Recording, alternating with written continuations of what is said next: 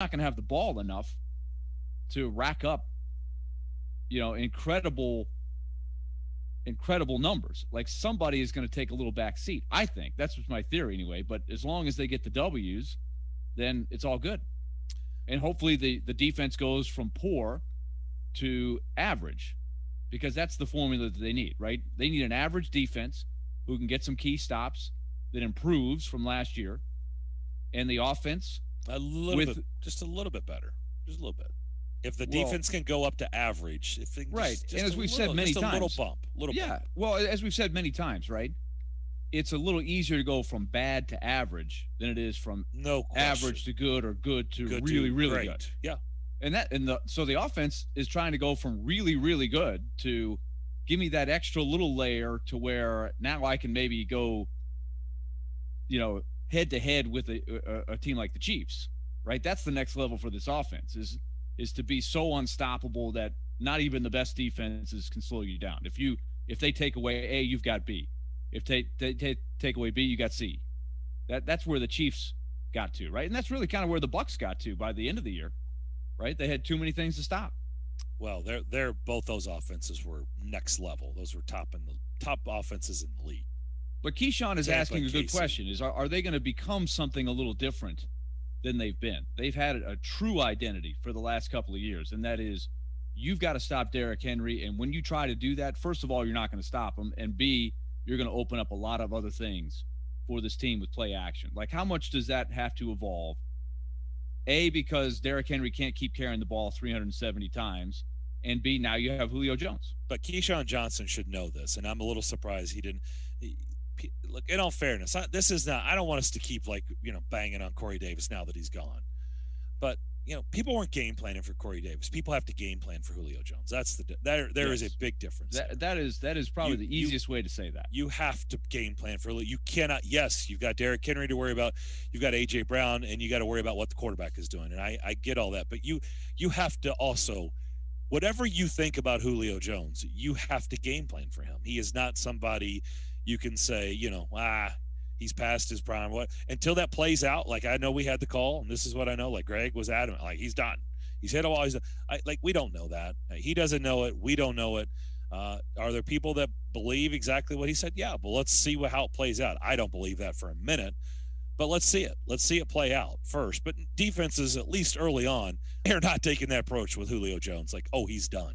Like, they have to game plan, and there's a big difference there. Let's go to our phone line driven by WilsonCountyHyundai.com. Lance would like to weigh in. What's up? I agree with everything you're saying, especially the defense. If the defense can get off the field and our offense doesn't get into a position where the offensive line has to pass block day in, day out, every play, we'll be fine. But you just look at the Super Bowl when Mahomes had to start running for his life.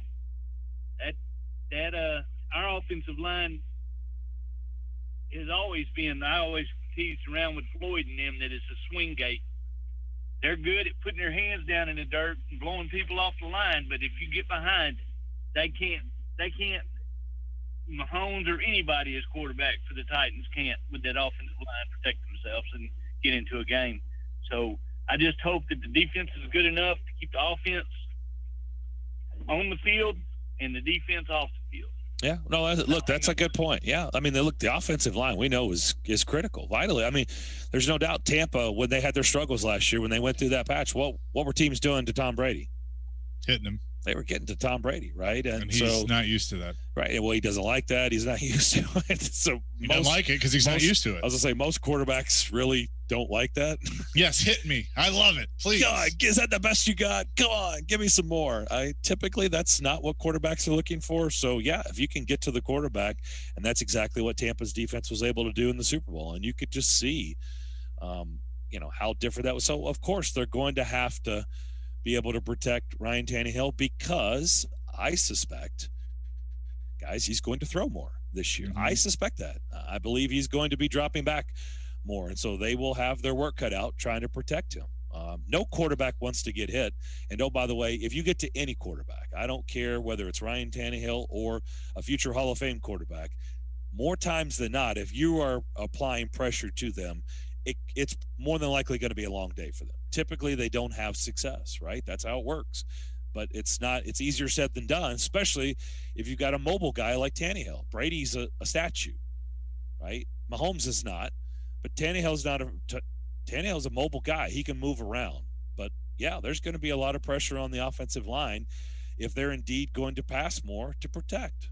I think that's a good question. I think it's logical for two reasons. You have Julio, and B, you would like to take a little workload off of Derrick Henry without losing the whole identity, right? They've built an identity. They've built their team to be a power running team. It doesn't, with the two tight ends. Terry was talking a lot about, will they run less two tight end offense, right? That's a great question. With the lack of funds for tight ends, they lost Jonnu Smith.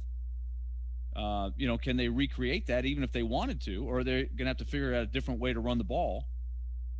These are fair questions. And also, can they get a little bit of luck health-wise and not have to deal with this? They had some issues, right? Roger Saffold was banged up. We know what happened to Taylor Lewan. We know the musical chairs they had to do at left tackle after Taylor Lewan left. Just having a little continuity there hopefully would help. Did I see over the weekend where Michael Pruitt signed with who was it, the 49ers? Did I see that? You did. Yeah. Is that right? 49ers? Yep, 49ers. So this is what they're rolling with, huh? I mean, I know, not that, but I'm just saying this is why I think this is another part of like why this is important. I mean, they look, you can skin it however you want. They are absolutely a zero threat at tight end. Zero. Anybody disagree? I'm not going to say zero because, Furt can make plays, but basically, yeah. Like, they don't have the game-changing tight end. They don't have Jonnu. They don't have Not that they Walker. were game planning for Jonnu, but you could not ignore Jonnu. No, that's true. But I think it's more like Ferkser, I think, is going to do his thing, right? He knows how to get open. He's going to take advantage of the right matchup.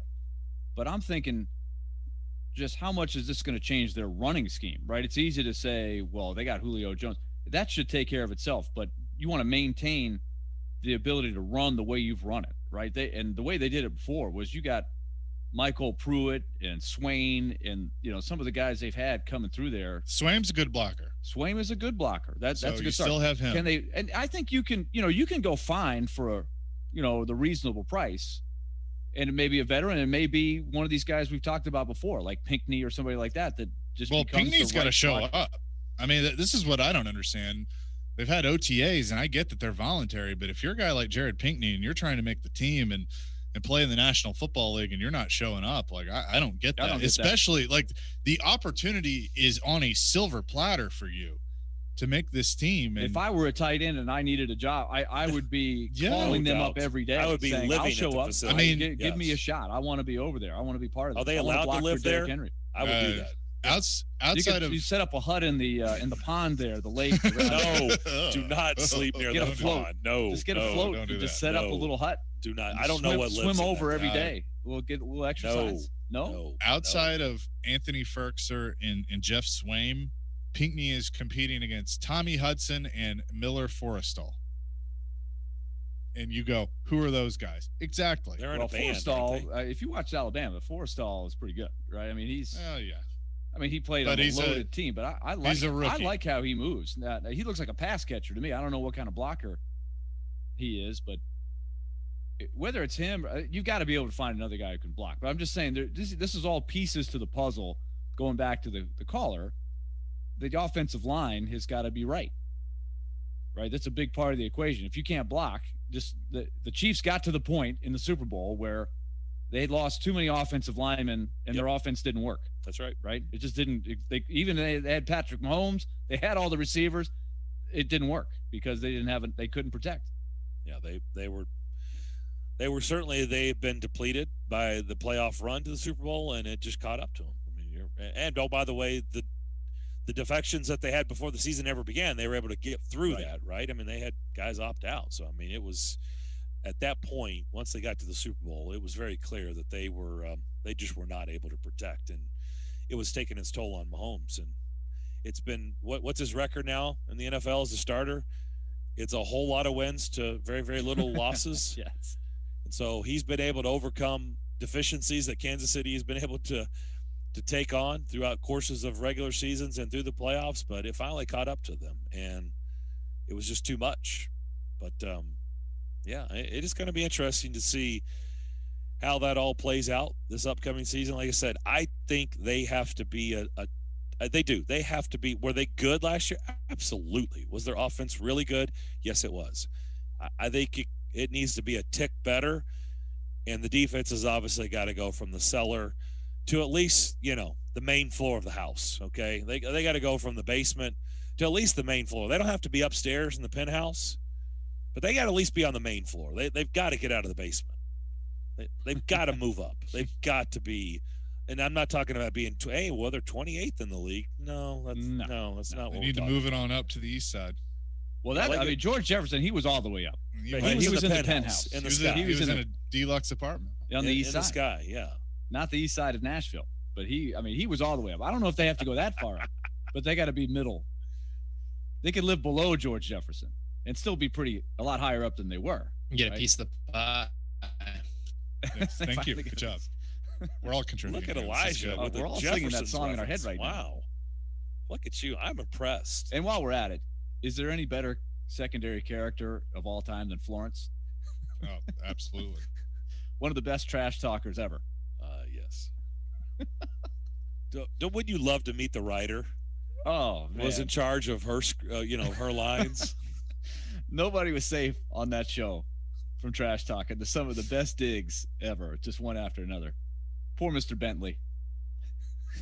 The neighbor. Chase has no idea what we're talking about. No, I do. I mean, I've seen the Jeffersons, quite a bit. Chase, you could be like Mr. Bentley. Get George Jefferson slamming the door every time you come over. Poor Chase. I feel that way some days. That would be me. At _Logan Corey 14, he tweeted at me. He's quoted something from me. "You're historically bad in the sack department," with a GIF that I cannot read. I'm not going to read that. I see what you did there. Okay. I see what you did there, okay. Logan. Okay. That's all I'm going to say, and I'm not going to read the GIF. It's from The Office, and I'm going to leave it alone. Pete Weber, are you listening? By the way, I tweeted back at him and I said, I don't think I said you're as in you are. I think I said they are. But still, I see what you did there. I see where you went with that. Pete Weber would be so proud. Oh, he would be so proud. Ryan's family gave him a line. That was good. Oh, Willie, we haven't even told you that. Willie missed. Oh my gosh. I've texted back and forth with Robbie Stanley a couple of times because the two of us were standing up right by the table and saw the whole thing play out firsthand. And let me just tell you, it's an image it will never leave my mind. We've both laughed and said, we will never forget that night at the reception when something was said into a microphone and the look on Pete Weber's face. Well, the which look had us all crying. Our look entire on Claudia's table face was and probably Claudia's face, right? It had our whole table absolutely crying, and they're trying to give a speech, and everybody's looking over our table, going, "What has happened? What is going on with this group over here in the corner? What are they doing over there? Because they're having a lot of fun, and somebody's giving a speech." Pete requested a video. I'm sure this was captured on video somewhere. Oh Pete, my gosh! No, I wish Pete it was. Pulled the clip. Nobody was recording this? Somebody had to be recording. No, because we were all, Okay. it would have to have been either myself, Robbie, somebody's Bob cell Cole, phone. Somebody's cell phone didn't get this. Somebody in the family. Listen, some moments are just met for the moment. You're saying that it's better off not preserved. Yeah. I wasn't even at the table, but I could see the laughter, and then I was brought up to speed right away, and I was like, "Oh my gosh, it was classic." Barrett and the Burrow on our text line, driven by WilsonCountyHyundai.com. Willie and Esther can go purse to purse with Florence. Aunt Esther was pretty strong from Sanford and Son. She could bring it. She and Fred went back and forth a lot. good shows. 70s sitcoms for $200. Know your 70s sitcoms. Yeah. By the way, just out of curiosity, if anybody does have that video, surprisingly, please send that to us. Oh, yeah, we need that. Of Pete Weber, please. I think I would pay for it. I'm pretty sure I would. If somebody has it, I'll pony up. Well, it's reminiscent of something that Terry Crisp actually said on the air during a Predators broadcast. Right. But see, those things are always recorded, so you've got that audio. I happen to be sitting right next to Pete and Terry and Bob Horner when Crispy said what he said in a similar fashion. Nothing that was a bad word, but it just, so this wasn't soccer. It's kind of going back to but this is one of those, it could be taken in context, a different direction. Like this tweet that we're talking about. He almost didn't cover. Yeah. And Crispy was like, what did I say? And I'm sure this person has happened in the way now that you've texted me kind of what happened. Same thing. Like, probably didn't know exactly how that came out. No. Oh, boy, that came out wrong. Probably thinking back at the way our table reacted, they probably knew. They probably went back and said, what did I say at that moment? Oh, poo. We'll come back. Final hour. We begin with Wes Durham. We're going to get his thoughts on Julio Jones to Nashville. We do that next on ESPN 102.5 The Game.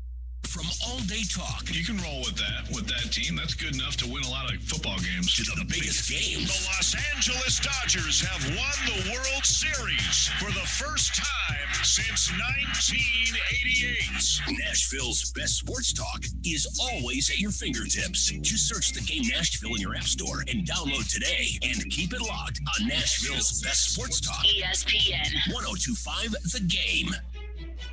From the Fox 17 News Code Red Weather Center. I'm Fox 17 News Code Red meteorologist Dan Guthrie.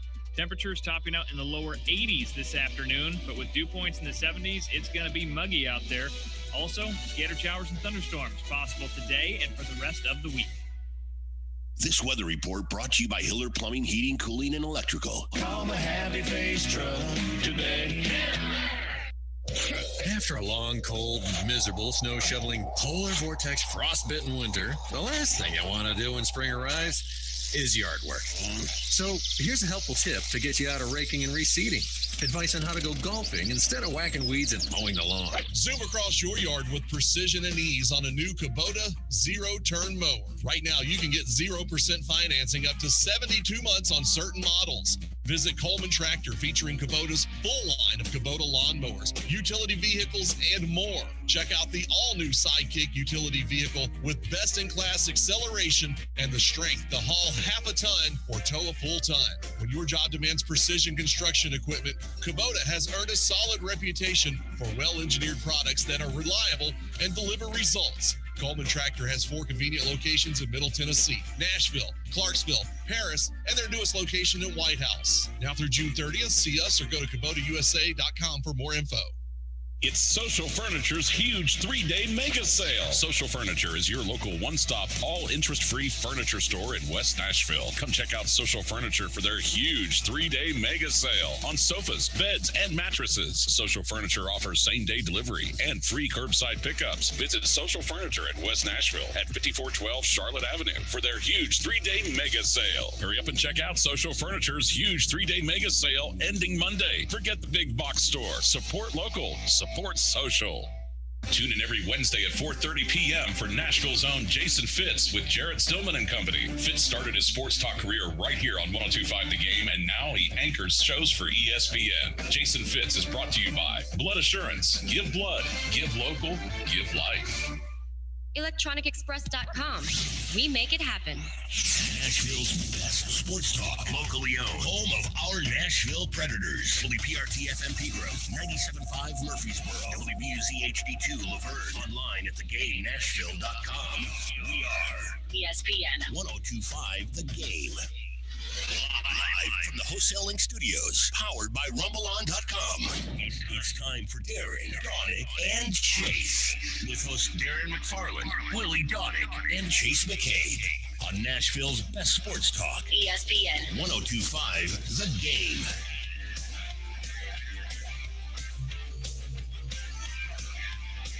Fourth and final hour. Darren, Daunic, and Chase here on this Monday afternoon. ESPN 102.5 The Game. Darren McFarland, Willie Daunic, and Chase McCabe with you. We now head down to the ATL. Let's bring in Wes Durham, the fine voice of the Falcons, ACC. He does it all. Wes, did you see the Vanderbilt Georgia Tech conclusion last night at 2 a.m. your time? That'd be a negative. I mean, I like college baseball as much as the next guy, but they got to find a way to expedite some of that stuff. We have to start with 1-1 counts. I know that's not what Tim Corbin and everybody else wants to hear, but come on, guys, we got to start throwing it a little faster and playing a little quicker. But no rain delays. No rain delays. 5 hours. Yeah, no rain delays. And by the way, they had a rain delay in Columbia, and then Virginia and Old Dominion apparently played 4.5 hours after a 3-hour rain delay. So, I mean, let me just tell you guys this. Jerry Lewis wasn't on the air as long as some of these baseball games. Okay? So, I'm going to stop there before I get myself in trouble with my employer. But you guys know what I'm talking about. Oh, I mean, the thing about Georgia Tech. 4 hours?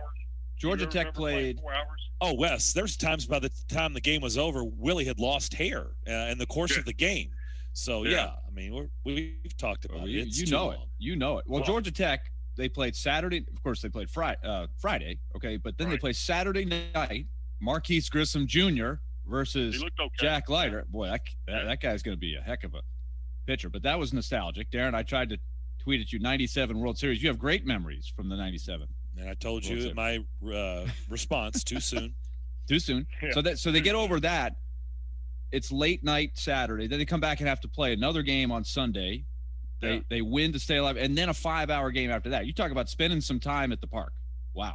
Oh, well, and you guys now know why I've kind of succeeded in, if somebody says, hey, Wes, we don't need you to do college baseball, I'm kind of okay, because in 4.5 hours I can play at least 18 holes and maybe get to the part of 27.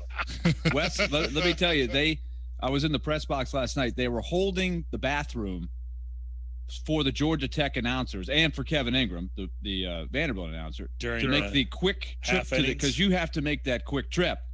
Yeah. You're not calling 5 hours without making a couple of trips to the restroom, and there's a limited space up there. Let me tell you, I know you guys don't talk lacrosse on this channel as much as we do on ACC Network from time to time, and for good reason. Let me tell you, next time you have Anish Shroff on the air, and I would go ahead and schedule him anyway, just because Anish is a great guy. But Anish Shroff, Willie, has the absolute best in-game broadcasting bathroom story in the history of America. Okay, I'm intrigued. It's even better than Larry Munson's 1990 Independence Bowl story when Georgia played in the old Independence Bowl in Shreveport. When, Larry told me, my God, do you know where the bathroom is in that stadium? I know. And I was, of course, did Vanderbilt at the gym when, remember, Willie, we had to go down, a level and a half from the roof to get to the men's room. And then you had to, explain the first half actions of Van Bredekoff's team to Commodore Club members, and you're kind of going, okay, well, I'm real sorry, sir. Yeah, I know Frank Secker needs to touch it more. I got you, sir. But I've really got to get back upstairs. Yeah. But I really got to get back upstairs because Bargatze's tired of doing halftime kill. So there you go. You're saying anyway, you guys did not call me, nor did I step away here at the Lake Oconee Ritz-Carlton at Reynolds to talk to you about this. You called because you wanted to ask me about college free agents. I'm sure the Titans have signed. Absolutely. By the way, did you see the foul ball that went in the pocket of the home plate umpire in the Arizona State Fairfield game? Anybody see that? I've never seen that play ever. Runners at second, third, and awarded them home and third. Nobody could find the ball. It was in his pocket. Okay. I've never seen that play before. There's plenty to go about rules changes and everything else, but no, that does. Come on. How does the ball end up in the guy's pocket? I'm just telling you, go look at it. I've never seen that before. Anyway. Right. Also, not why we brought Wes on. No. Once again, in the category of we didn't we've discussed. Talk about 4.5-hour college baseball, did we, Darren? No, we did not. We did not. Julio Jones. What have the Titans got in Julio Jones? Well, when healthy, they've gotten, if not the best wide receiver in the NFL, top three for sure. How big is the if? or when healthy, or the when? Well, I mean, let's be honest. The last 2 years have not been great. But I'll say this. I mean, he's the kind of guy. Willie's heard me say this before. I mean, when he's healthy and rolling, he makes you sound better. Okay? I mean, he's that good. Because you really can't screw up Julio Jones calls. Mike Keith just got to do his job, and it'll play itself out. He's electric, guys. And even at, kind of his experience level and things like that, and he's going to make A.J. Brown a better wide receiver. I mean, he's going to make your football team better. He is a tremendous raise-the-bar athlete. And I think this is actually a really good thing for him. I think it's a great thing for the Falcons in terms of what it does to get him out of jail salary cap-wise. But for him at this time, the Atlanta thing had kind of run its course. And, I think a change of address will probably help him. It'll be an entirely different marketplace. But you've got passionate football fans just like Atlanta. And I think he'll be a rock star in Nashville, and I think he can take you some places. There's no question. But you've got the perfect combination for him because the last couple of years, Atlanta, and in all honesty, since the year after the Super Bowl loss to New England, when they lost to Philadelphia in the NFC, Atlanta hadn't been able to run the ball very well. Well, one thing I do know about the Titans, they know how to run it, and they got a sledgehammer to do it. And so for Julio, the fact he's got a running mate at wide receiver, decent tight end play, but a really good offensive line and a smart quarterback could work out really, really well for you, I believe. I think Willie's enjoying this conversation, storytelling with Wes, because I think he just cracked open a beer. Well, I did, but it's a root beer. Oh, okay. I was like, wow, this is okay. Well, he doesn't have any Predators games to worry about. I know. I'm loose now. He can let it fly, right? He can go. Yeah. I mean, Lindsay's off leasing cars. Willie's drinking root beer. I mean, this is all real good. Everything's right. decent. Preds off season. There you go. Yeah. How do you think? What do you think is good? What's the challenge? Because it's not like Julio didn't have anybody else, and it was just the Julio show. Yes, he's tremendous, and his stats were off the charts, and it probably felt like it with his targets. But they had other wide receivers. They had other guys that could catch the ball. They had tight ends. They had wide receivers. Right. How do you think they will distribute Derrick Henry, A.J. Brown, and Julio Jones? How do you keep everybody happy in your opinion? I don't know that, in all honesty, Darren, I don't know if it's something you got to worry about. The bottom line is for Julio Jones, I mean, Julio Jones is going to get the football. But here's the good thing for A.J. Brown. Here's the good thing for Derrick Henry. Here's the good thing for Mike Vrabel and everybody else affiliated with the Titans. He's a 1.5 guy on every snap. He's a corner with a safety over guy. He's a corner with the nickel over guy. I mean, you're going to see it. You're going to see, and you won't see it in the preseason because nobody does anything anymore. And when we play 3 games now, we might as well be playing none. But week 1, he lines up in the boundary side, and they put the tight end to the field, and they put Brown to the field. They're going to make Brown and the tight end make the play because 11, and I'm guessing he'll wear 11. Maybe he goes back to 8, the number he wore at Alabama. But he's going to have 1.5 over there. The key for him, though, is what's his rep look like? I mean, I heard yesterday when all the trade went down, the Titans play the Falcons in the first preseason game. He will never sniff the field that night. He's not going to play. You don't need him to play in the preseason. You want to see him run around at training camp and do things like that. But he's about the ball business now. He doesn't get into a lot of he's not going to be – he'll be a guy in the community for sure, help the franchise in that light. But he's not one of these guys that the business of football is serious to him. And he takes care of his body. He goes to California and spends a month and a half trying to take care of his body so he can get ready to play. And unfortunately, the last couple of years, he's been sidetracked by muscle tissue injuries, and the Titans know that. But they need him to be the mentor to the young receiver, at the young offense to a degree. And the fact he's playing with Henry, who's a Bama guy, and there's some other Alabama guys there, I think that's all a win-win for the Titans. We're talking to Wes Durham, voice of the Atlanta Falcons. We're getting his perspective on Julio Jones. So, Wes, give us a little more insight into him as a teammate, because that's what everybody always wants to know. When you get a superstar that's changing addresses for the first time, you're wondering how it fits in. We know wide receivers, they love to get the ball. He might have a few less targets than he did before when you have Derrick Henry shouldering the load and you have A.J. Brown. So how do you think he his makeup is in terms of changing addresses and fitting in? Well, because he's going to be a Hall of Famer. If you're A.J. Brown, if you're Derrick Henry, if you're Ryan Tannehill, you're okay with that. And here's the benefit the Titans are going to reap is that Julio Jones played a few years with Tony Gonzalez. And I'm convinced Tony Gonzalez raised the bar of the organization as a whole with his work ethic. Because when he showed up from Kansas City, guys, in 2009, Tony Gonzalez was already a Hall of Famer. I mean, he didn't have to take another snap in the league, and I still thought he was going to the Hall of Fame. But he came to Atlanta and played with a focus and a work ethic that inspired everybody. And I think Julio saw that. And Julio played a year or two with Roddy White. He understands what Roddy White meant to the organization. That's going to be the Titans' benefit. A.J. Brown down the road will be a much better wide receiver when he sees Julio Jones go catch balls before practice, go run the route in the practice like the way he'll run it in a game, so he and Tannehill absolutely understand where the window is against the coverage. That's the kind of thing he and Matt Ryan did. That's the thing he did to help Calvin Ridley. It's the thing, quite frankly, that helped Russell Gage a year ago after Jones got hurt.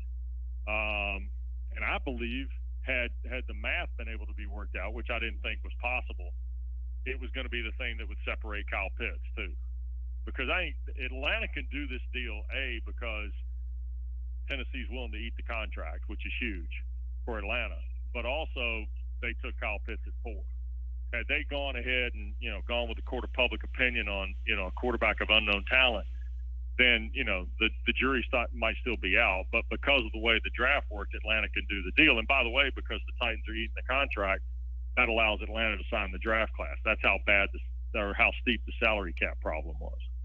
So when did you first know, Wes, that the writing was on the wall that he was not coming back? Because we first caught wind of it, the whole Shannon Sharp comment, and then the rumor started, and then odds makers are putting the Titans on the list, and they're like, wow, this really is for real. The Titans are absolutely interested, and here we are. So when did you know, though, that he was going a different direction?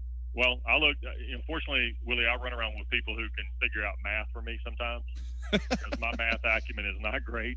Give me their phone numbers, because sometimes that would help me and some of the people on the show. The salary cap trick here was Atlanta not only had to find some draft picks, they couldn't take on personnel, right? And I think some teams were interested.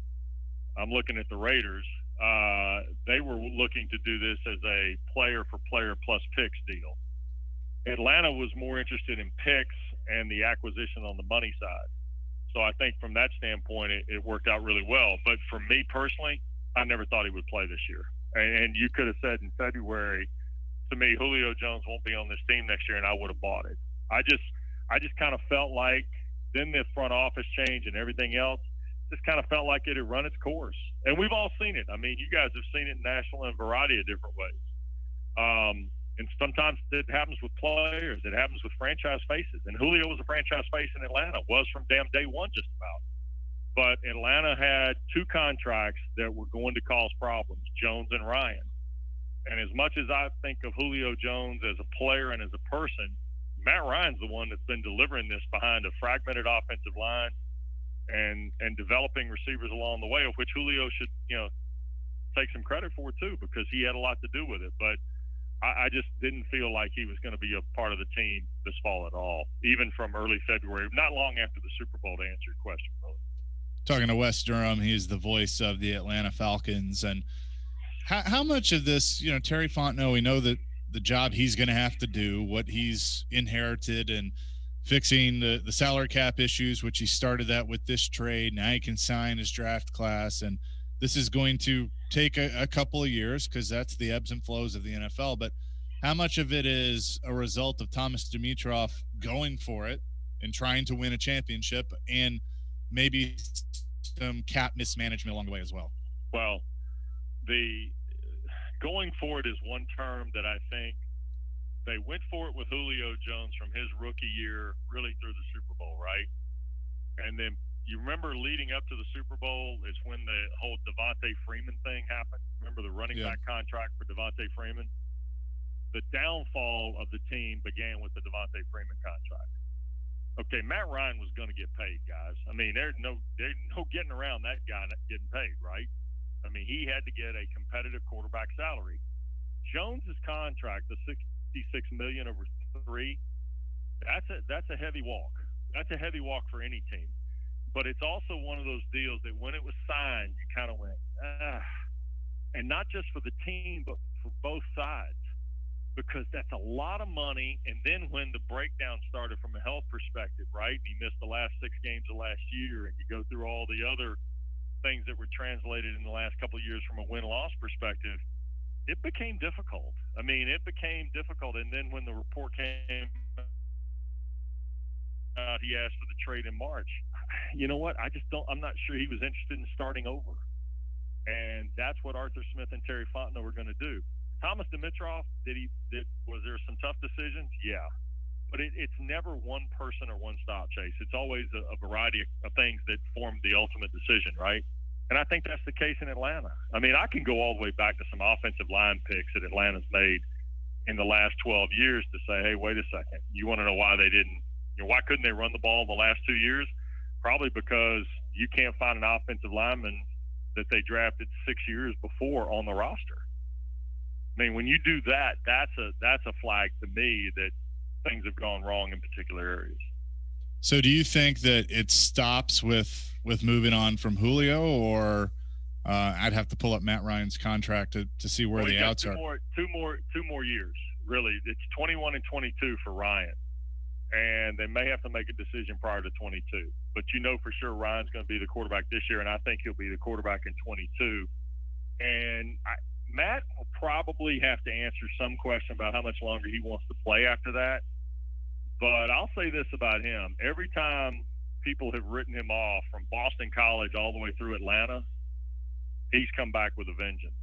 And I think he's actually been enthused by the arrival of Arthur Smith and what Dave Ragone's going to do offensively. And apparently he and Dean Pease are off to a great start from just talking about the X's and O's of offense and defense, which, is very encouraging for the Falcons. And I think to me, the most critical offseason sign for the organization has been getting Dean Pease out of retirement to come back and be the defense coordinator. And you guys would know a lot better than me what impact he had on the Titans and what impact potentially he could have in Atlanta. Well, look at him last year. I mean, look at the Titans defense last year. I mean, you can tell the impact he had in missing him. Yeah. So I think that's a win for Atlanta that a lot of people aren't thinking about. And then I think Terry did a really good job in the draft. He was not, as I said earlier, swayed by the court of public opinion on the quarterback, because it would have been really easy to pull the trigger on Justin Fields, right? I mean, Atlanta kid, Ohio State, a winner, got a huge upside, but you're sitting there riding with a potential Hall of Famer and an MVP in Matt Ryan. There's no need to start the, public talk about the next quarterback and all those things. Ryan's been dealing with that seemingly since he got drafted in 2008. And it's amazing the numbers. You go back and look at his year in and year out, the 4,000-yard seasons and the things like that. He's had a remarkable career in Atlanta. Wes, keep hitting them straight this summer, okay? Darren, at this point, it is about birdies and breaking 80. It's the Eddie Fogler rule, Willie, for those of you who remember Eddie Fogler. How many times can you break 80 and how many birdies can you make? That's really kind of where we are at this point. I'm just trying to preserve balls. That's all I try to do.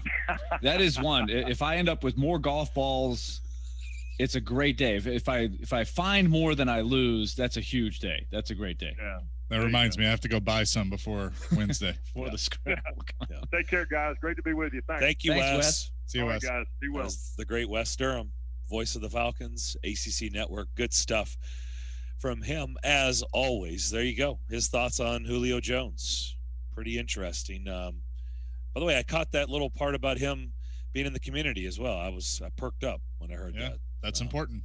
Yeah, I mean, I think it's a big deal. I mean, obviously, it's about what he does on the field, but that was pretty nice to hear that a guy that would also be involved in the community. Willie, tell everybody what we're going to be doing at the bottom of the hour. Well, and make sure you're specific about who you're talking about. Yes, I will be very specific. If you did not, you might have heard the very top of the hour with Wes, who used to be the voice for a long time of Georgia Tech, and he still does a lot of ACC baseball, football, all sports. But last night, Vanderbilt played Georgia Tech in the regional. They beat them for the second time. The game went 5 hours, and Isaiah Thomas of Vanderbilt, and if you're sitting there going, Isaiah Thomas, if you watch Vanderbilt baseball, you know exactly who he is, but there are other Isaiah Thomases in sports lore, but he hit a grand slam just after the clock turned midnight in the 11th inning and helped Vanderbilt to a victory. They're moving on. They will play East Carolina in the Super Regional here in Nashville for a trip to Omaha, 2 out of 3 coming up this weekend. He's going to join us at 1:30. He's a very, very talented player in his own right. He's going to get drafted pretty high, I think, and have a chance. He is a special talent. And he did the press conference at about 1:30 last night alongside of Tim Corbin. So hopefully he's awake by now. Hopefully he got some sleep in there somewhere, because we're talking about, 12 hours ago. Yeah, I've got faith at the podium. I got faith. They'll be fine.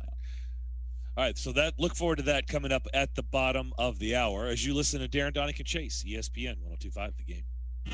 Breaking news.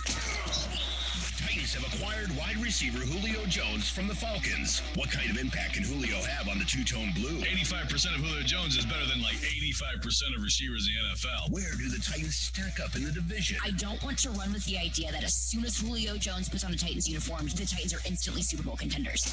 Keep it locked on ESPN 102.5 The Game and the Game Nashville app. We've all had that dream. Tie game, bottom of the ninth, bases loaded. Well, on FanDuel Sportsbook, you get more than one shot to swing for the fences. Hey, everybody, Joe Rexrode here to let you know that FanDuel is letting you place your first bet risk-free. That's right. New users get up to $1,000 back in site credit if your first bet doesn't win.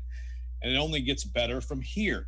Check out FanDuel's new promo live every Tuesday, $5 Dinger Tuesdays. Place a $25 plus wager on any player to hit a home run on Tuesday and get a $5 bonus in site credit for every home run hit in that game, max of $25. This is one of many reasons FanDuel Sportsbook is America's #1 sportsbook. The app is simple to use. There are great odds on all different betting markets, unique fun bet types like the same game parlay, and there are always promotions on to let you get more action out of every game day. And of course, when you win, FanDuel will pay you your winnings in as little as 24 hours. So download the FanDuel Sportsbook app, sign up with promo code Joe102, get in on the action. That's FanDuel Sportsbook, promo code Joe102. You must be 21 or older and present in Tennessee. First online real money wager only for risk-free bet. Refunded bonus issued as a non-withdrawable site credit that expires in 7 days. Max bonus $25 per game. Restrictions apply. See terms at sportsbook.fanduel.com. Gambling problem? Call the Tennessee Red Line, 800-889-9789. Blue Star medicated ointment works fast to relieve the pain and itch of almost any skin irritation. It's amazing. It's like as soon as you put it on, you can feel it working. We've had Blue Star in the family for years. It works on everything. I love the cooling sensation on my athlete's foot. What a relief for my eczema. Nothing worked on my dry, cracked skin until I tried Blue Star. Blue Star is great for scalp itch. Look for the white box with the Blue Star in the first aid section. Feel Blue Star work fast or your money back. When you purchase a certified pre-owned vehicle from Mercedes-Benz of Music City, you have the power of the star backing your car. To meet certification standards, a car has to be less than 6 years old with less than 75,000 miles. All certified vehicles come with 24/7 personal assistance and an extra 12-month unlimited mileage warranty. Right now, you can get 1.99% financing for 36 months on select 2017 to 2019 certified models at Mercedes-Benz of Music City. See more at mbofmc.com. Hey everyone, Joe Rexrode here to talk about FanDuel and the NBA playoffs. There are so many exciting matchups, and FanDuel is taking that excitement to another level because new and existing users can bet risk-free throughout the playoffs. New users can get up to $1,000 back if your first bet doesn't win, and once you have an account, you can bet one same-game parlay risk-free every week. The same-game parlay means, of course, you can combine multiple bets for a bigger win. You've got your money line and point spread, but you can go with steals, blocks, assists, threes, and if you don't win, you get up to $10 back on that as an existing user. Basketball fans, now is the perfect time to give FanDuel a shot. Sign up with promo code Joe102 to bet the NBA playoffs risk-free, exclusively on the FanDuel Sportsbook app. You must be 21 or older and present in Tennessee. Risk-free bet for first online real money wager only, and refund issued is non-withdrawable site credit that expires in 14 days. Same game parlay refund issued is non-withdrawable site credit that expires in 7 days. Max refund $10. Restrictions apply. See terms at sportsbook.fanduel.com. Same game parlay available for multiple sports in all states on mobile and web. Gambling problem? Call Tennessee Red Line, 800-889-9789. More than 80% of hospitals and other healthcare employers are now looking to hire nurses holding a bachelor's degree. If you want to become a nurse and need an affordable nursing program, Aspen University wants to speak with you about our accelerated hybrid BSN. Want to learn more? Just text NURSE to 323232 right now. Most courses are online. You'll attend campus for your labs and complete your clinicals within our network of healthcare partners. Plus, if you need more flexibility, we offer nights and weekend schedules. Text NURSE to 323232 right now. If you want to become a nurse, now is the time. There's no wait list. Applying is free and takes just a few minutes. Don't wait. Spaces are limited. Text NURSE to 323232 to learn more. Text the word NURSE to 323232 right now. Text NURSE to 323232. The total cost of your degree program will vary depending upon the courses taken, transfer credits awarded, and fees incurred. Employment statistics are from the AACN Research Brief published in December 2020. Texting privacy policy and terms and conditions posted at textplan.us. Message and data rates may apply. Genesis Diamonds is celebrating the summer of 2021 with an offer that everyone's loving right now. 5 years, zero interest financing with zero down on anything and everything. Upgrade or diamond, and you can spread the payments over 5 years with zero interest. Treat yourself to that designer necklace or those diamond earrings you've had your eyes on. It's easy with this spectacular offer, and everything's included, even all our GIA certified diamonds. Pick any item, divide the price by 60, and that's your monthly payment. No down payment is required. You can even finance the sales tax. People are driving for hours to take advantage of this. Imagine a $12,000 designer engagement ring or diamond tennis bracelet, just $200 a month. It's the smartest and definitely the most cost-effective way to treat your special someone or even yourself. Don't miss this incredible opportunity. 5 years, zero interest financing with nothing down, now for a limited time. Only at Genesis Diamonds, Green Hills and Cool Springs. Unapproved credit. ESPN's Turron Davenport breaks down the Titans like no other. I want to see how much they put on Elijah Molden because that young man is a very intelligent player. Catch TD Mondays at 11, Thursdays at 3, and Fridays at 8. Brought to you by Freedom Tire Guys. Plus, the Talking with TD podcast drops every Wednesday. I think that's an example of playing beyond scheme. Only on Nashville's best sports talk. ESPN 102.5 The Game and the Game Nashville app. Hey, this is John Hines, and you're listening to Nashville's best sports talk, ESPN 102.5 The Game.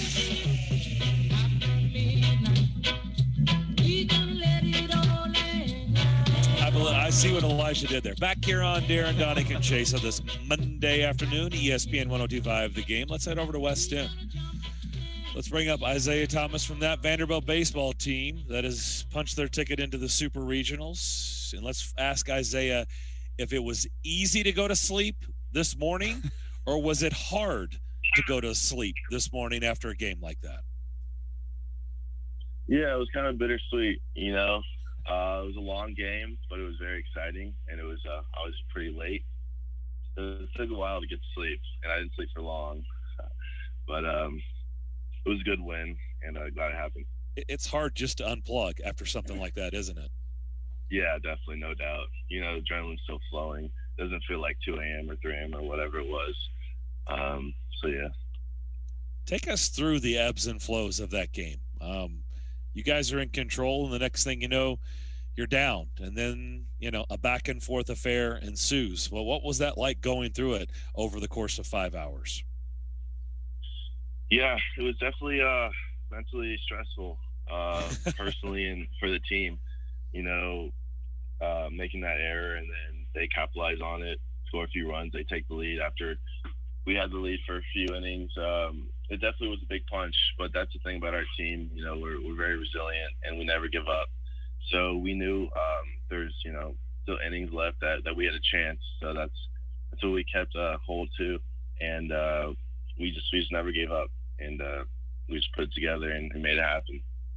What was the mindset, Isaiah, after, you know, things didn't go your way down in Hoover? You weren't down there a ton of time. I think a lot of people suspected, you know, you could easily be there all the way through, but you weren't. You were back home early. So what was the discussion piece? What were you guys talking about gearing up for the regional that you just won? Yeah, it was pretty much business as usual. We knew what we had to do. We knew who we were playing. You know, we had some familiar faces back at our field, so we just wanted to take care of business and and that's what happened. It's just baseball. We're just glad to be there, and really grateful to have the opportunity to play at home with our fans. Tell us, kind of peel back the curtain. We can watch this team, on television or even in person, but you're with this team. Tell us about the dynamic. What is the makeup of this team on and off the field? Yeah, the team's made up of just a lot of genuine and hardworking players who really enjoy what they do on a daily basis. We do a lot of the same stuff every day, and there's never any, sad faces or angry personalities.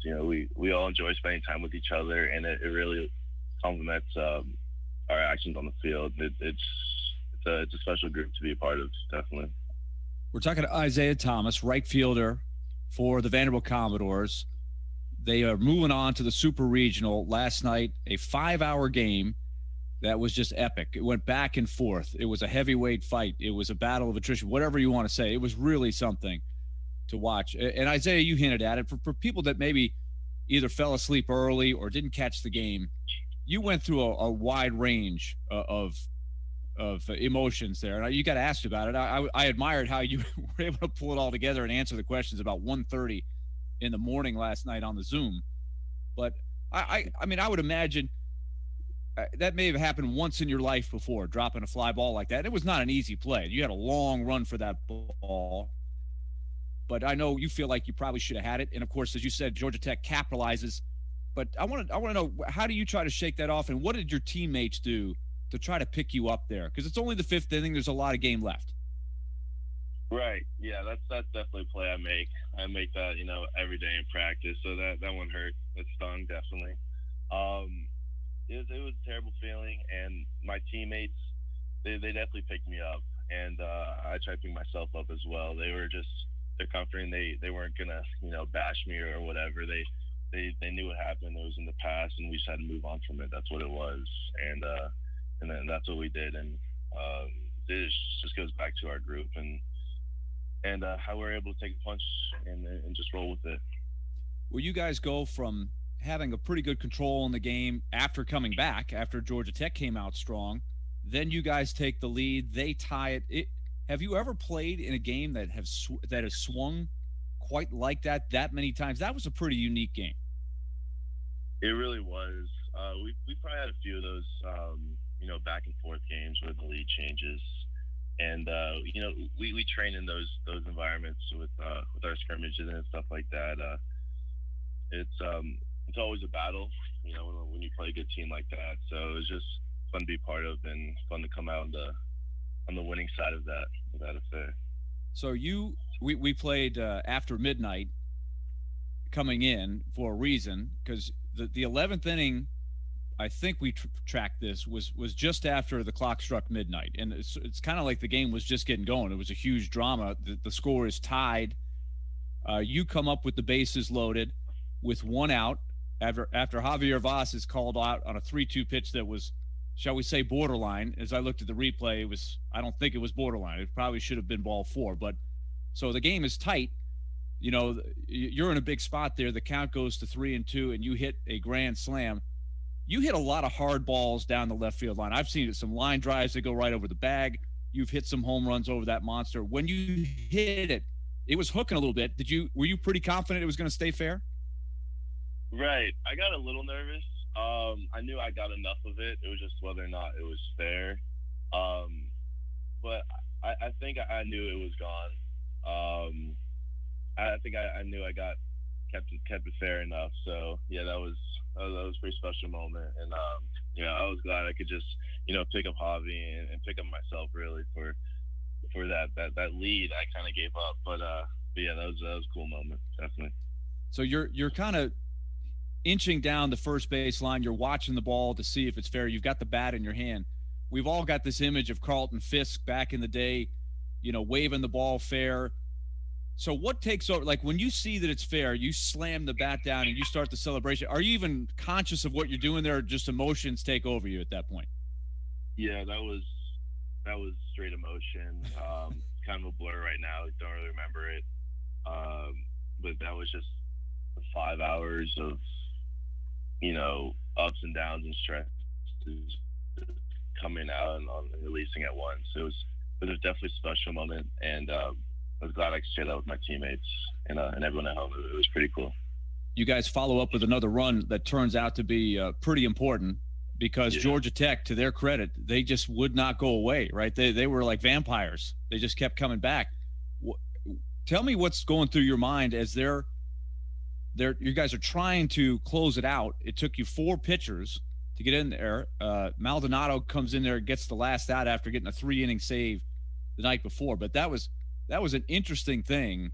Were you getting a little nervous there as Georgia Tech has kept staying alive? Yeah, 100%. I was nervous. It's just definitely tip our cap to Georgia Tech. They just never gave up like us, and it was definitely not a comfortable feeling, even up by 4 or 5 in that last inning, because you knew they had their season on line and they weren't just gonna just let it go away without a fight. So that's the special thing about baseball with there's no time clock, so you got to pitch the guy, and you always have a chance. And so definitely an uneasy feeling, but glad our pitchers could put it away.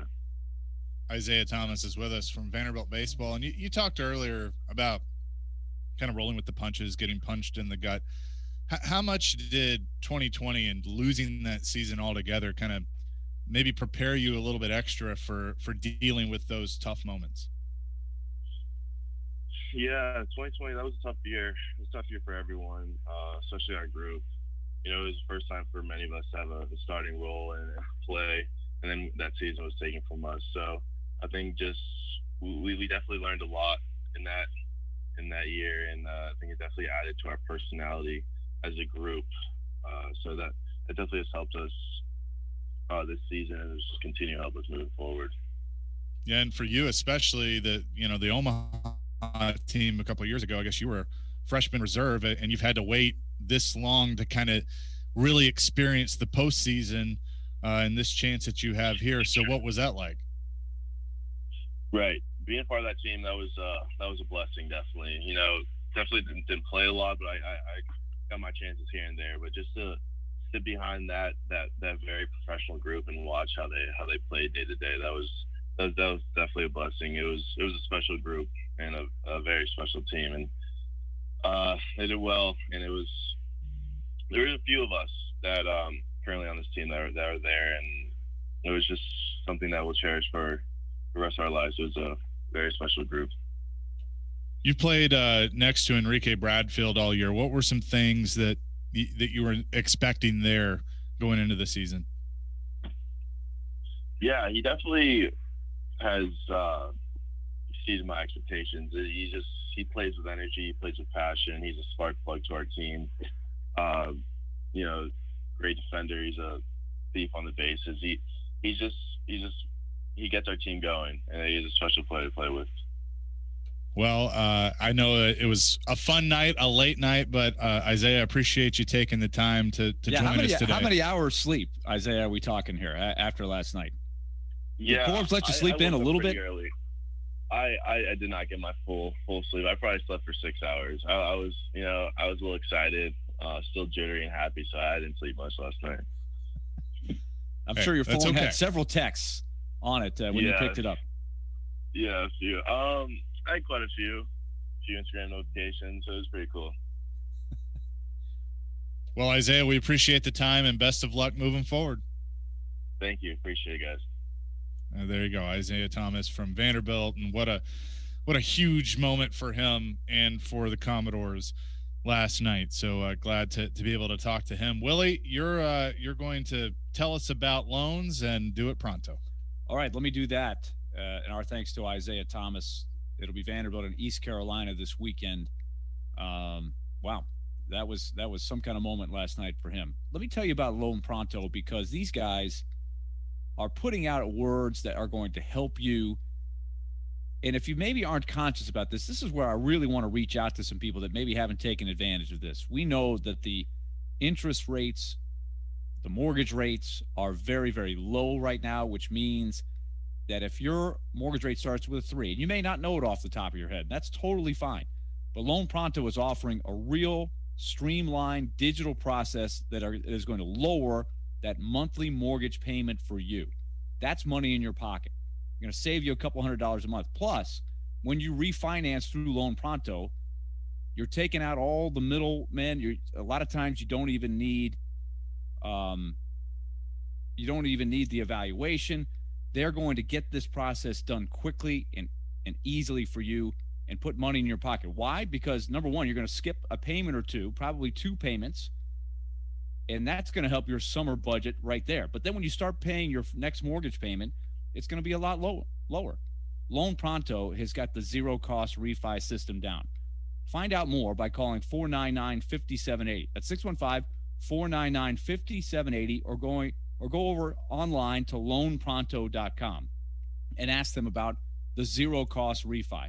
They've got it down. And ask them about getting a home equity loan, because you can take out several $1,000s in cash, and you can apply that to some things that you want to do. Maybe it's a home renovation project.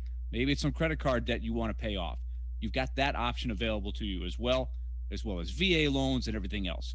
Call Loan Pronto now, 615-499-5780 or loanpronto.com, equal housing lender. NMLS 1661781. Subject to lender approval. Not all loans eligible for zero costs.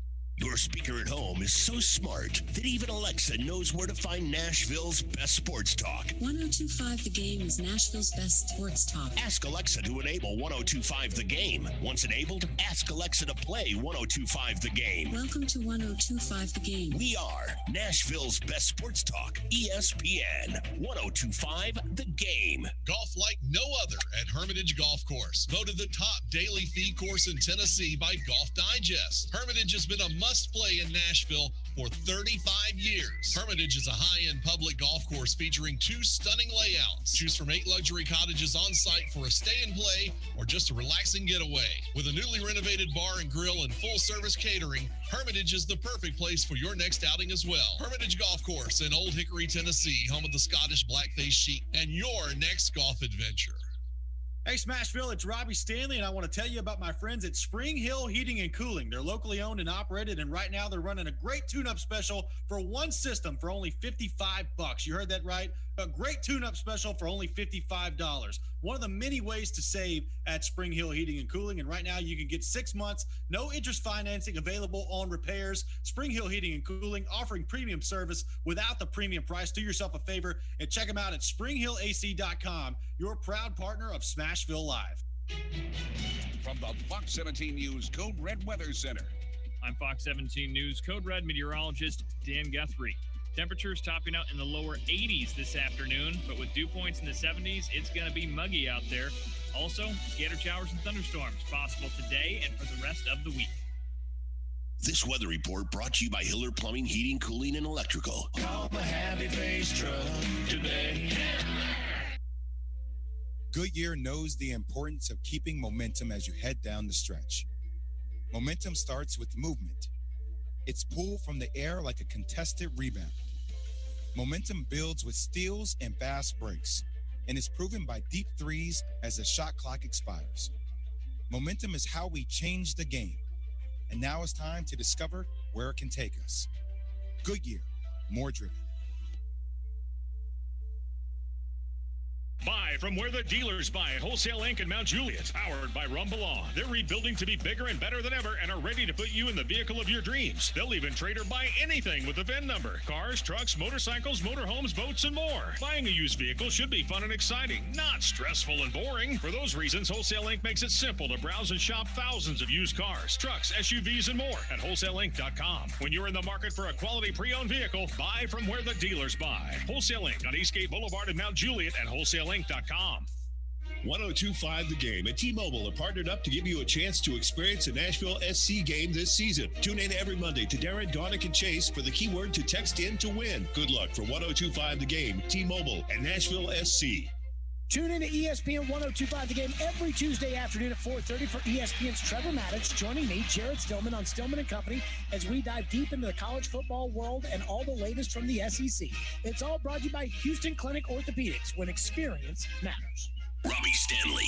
I feel like this could be the start of something special. Joe Rexrode. I think it means that we've got, like, the toilet bowl competition it's very strong. Get your morning started with Robbie and Rexrode every weekday from 6 to 10 on Nashville's best sports talk. ESPN 1025 The Game and the Game Nashville app. If you've missed any of today's show, just search Darren, Daunic, and Chase on Apple, Spotify, or on your favorite podcast platform. Appreciate Isaiah Thomas for joining us. Vanderbilt punches their ticket into the Supers, just like Tennessee punched their ticket. So I'm just doing this off the top of my head from what I've seen. South Carolina is out. Alabama is out. Florida is out. By the way, did I see Florida just get housed on Friday night or Saturday? Or was it Saturday? It was Friday and Saturday. They got drilled one of the nights. I look up. Did I see 19-1? Imagine how frustrating this would be. Florida is playing in their home stadium, brand new park. Lost on Friday. They're playing an elimination game on Saturday. They're down 19-1 in the 7th inning, and there's a weather delay. Jeez, that must have been fun. Oh. By the way, before we come back to this, I did want to, while it's on the top of my mind, Trevecca Nazarene. Of course, we had Chase Sain on, who is their head coach, and they are in their first ever trip to Division II College World Series, one of 8 teams in the country. They lost a tough one on Saturday afternoon in 10 innings. They lost 7-6. They are playing currently right now in the losers bracket, and they're up 2-0 over Northwest Nazarene. That's in the 4th inning right now. So the Trevecca is up 2-0 right now in the 4th. So yeah, they're still playing. So just to sort of wrap up the SEC picture, you heard Vince talking about earlier. Tennessee is waiting on the winner of Oregon LSU, which will be late tonight. A 9:00 Nashville time start, but that'll be a heck of a game. LSU trying to steal that regional, coming through the losers bracket against the number 1 seed out there. The winner comes to Knoxville. Mississippi State, a national seed, is in the 6th inning right now, playing in Starkville. They're leading Campbell, who has tried to spoil the party, but Campbell has to beat Mississippi State twice. I think that's right. Mississippi State is leading 6-3 in the 6th, but you got to like Mississippi State's chances there. Ole Miss has got to beat Southern Miss in a winner-take-all game. That game is delayed by rain right now on ESPN 2. Southern Miss extended that by winning a slugfest last night. And then here's maybe the biggest surprise is that Arkansas got beat by Nebraska last night, so they've been extended to a 1-game winner-take-all against the Cornhuskers. And that game is scheduled for tonight at 6:00, and that will be on ESPN 2. So that's one to keep your eye on. That would be very unusual for the number 1 overall seed to get knocked out, but it does happen from time to time. To your point, LSU, Arkansas, Ole Miss and Mississippi State are all trying to keep their seasons going today, right? So yeah, I don't know. With exactly. 3 teams already eliminated, 2 have punched their tickets into the Supers. Yep. So 4 teams. So we said 4, possibly 5 getting to Omaha. That seems like a bit of a stretch. I would say with 2 already being eliminated. Of these 4, I doubt all 4 are going to punch their ticket into the Supers, right? I would think somebody's going to fall out, don't you think? And then you got to go through the Supers, the Super Regionals. So I would say at this point, best case scenario will be 4 teams from the SEC getting to Omaha. 4 would be still is a huge number, right? It's a huge number. Yeah. So it's still a possibility. I think that, I would say a safe bet. I think 2 will find their way there. I'm just saying the whole 3 thing is a of really 5 good is shot. out. The whole 5, thing of that's 5 always it was always a pipe dream. Everything is going to have to line up perfectly. Right. It was a pipe dream. But the fact that they didn't have to go through each other and eliminate each other is the reason people were throwing that out there. No question. And I still think Arkansas is in a really good position. I'd still be surprised if they got beat a second time by Nebraska, but I don't know who Nebraska might have to pitch and who Arkansas has got left. I do know that the guy that Tim Corbin was talking about, their super ace reliever, he did have to throw a lot earlier. I wonder if he could give them a few innings tonight. Ole Miss, we know that's a place where you can score a ton of runs. So I don't know what kind of pitching Ole Miss has left. They lost one of their best, maybe their best pitcher to Tommy John surgery a few weeks ago. So they're a little short-staffed there. And, you know, if Campbell can beat Mississippi State, that's a gigantic upset. So I like Mississippi State's chances there. So the powerhouses are still in pretty good shape, but we'll see. Yeah, they just finished up the sixth. Mississippi State leading 6-5. And Mississippi State is undefeated, right? Or is, Campbell has to beat them twice? Is that right? Or does Mississippi State have to beat Campbell twice? Oh, I don't know. I don't think Mississippi State has to win 2 games. I think that's lost. Right. I don't think they've lost. I'm not going to pretend to sit here and know what every situation. Yeah, they're undefeated. They're undefeated. It was hard. So Campbell would have to win this game and then beat Mississippi State again to get in there. So that's I think the Diamond Dogs, as they're called, I think they're okay. Yep. Good luck to Trevecca trying to keep this going. One other thing to touch on was we've had so much Julio Jones today. We've definitely hit on Vanderbilt and Tennessee, their weekends, but also last night, how about Vegas clobbering Colorado? Yes. Now that series is back squared at 2. After Colorado dominated Vegas in the first 2 games, then Vegas comes back and dominates Colorado. I was surprised. I still, even after Vegas winning a game, I mean, which I thought they would, I just, Colorado is so freaking good. And, I mean, they can still take care of business and close this out in 6 games, but you got to give Vegas credit for staying alive. I mean, I know Vegas is good too. Really good. And then Carolina won game 3, as we know, and then had game 4. They're up 4-2 in the second period, feeling pretty good. You know, they hit Tampa with a heavyweight punch in the second period, and you're thinking, ooh, okay, Carolina could come back home tied at 2. Nope. Tampa Bay, the explosiveness of Tampa Bay, especially on the power play, is unreal. Now, Carolina thought on Saturday. They thought that they got a little short. By the way, it was short stick with the officiating in the second period in particular, but welcome to the club, right? It happens all the time. 4-2 Carolina, and then the next thing you know, 6-4 final. Thanks for playing. Yeah, and it was 6-4 in a hurry. Yep, yes, it was. By the way, Chase, your boy Ricky is thanking me on Twitter for the Trevecca baseball update. Is that hashtag very much appreciated? Is that hashtag sarcasm, or does he have a little scratch on Division II College World Series? I don't know. I don't know if he's got. I'm being serious. Can you? I honestly don't know the answer. Can you bet on Division II baseball? I'm not sure. I'll have to. I mean, he would be the one that knows. Like, I think that's a legit question, right? I would like to know. Can you do Division II? Because you can't do FCS in football, right? You can. There's no lines on FCS. Is that correct? No, you can. Oh, you can. You can totally bet FCS. Oh, okay. All right. Okay, maybe Division II is fair game. Anything is possible. It really is. I would say at this point, you're right. Anything, you can. I'm going to guess you can. All right, that is going to do it for our show today. Oh, you Good can. stuff. You cannot? No, you can't on Division II. You're positive? Did you just tried? I'm being told. Oh, you're being.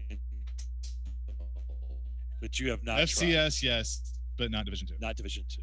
Okay. All right. Well, we try. I would have lost that bet. I would have bet you could do now it. Another person is telling us you can, so who knows? Yeah, see, I mean, you got to get 2 sources, Chase. Ask anybody that's been in the newspaper business. You need 2 sources. You need it twice before you report it. That will do it for our show on this Monday. You have a great rest of your Monday. We'll be back at it tomorrow morning at 10 a.m. Be safe.